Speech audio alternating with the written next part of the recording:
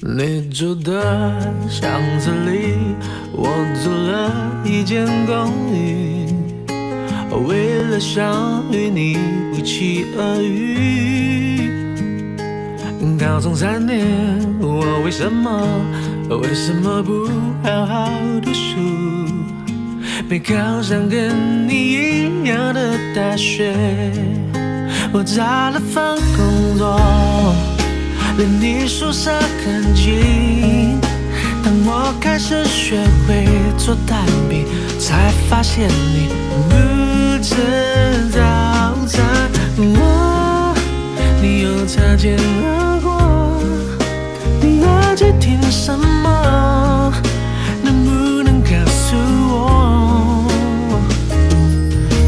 躺在你学校的操场看星空，教室里的灯还亮着，你没走。记得我写给你的情书，都什么年代了，到现在我还在写着。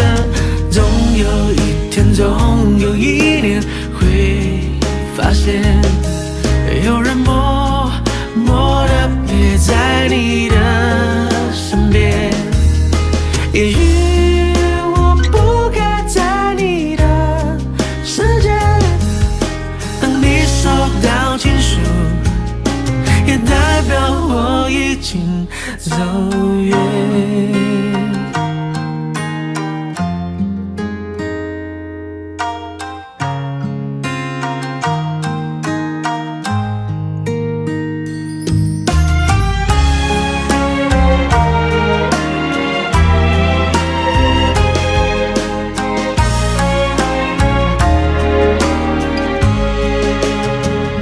学校旁的广场，我在这等钟声响，等你下个一起走好吗？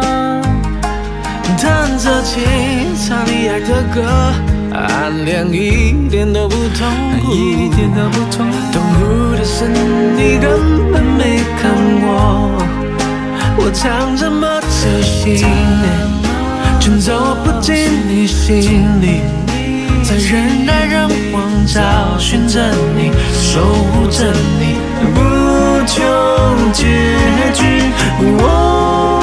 你又擦肩而过，我整个白气球，终于你回了头。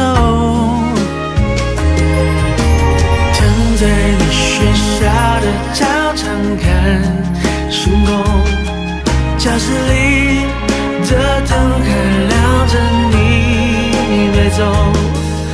记得我写给你的情书，都什么年代了，到现在我还在写着。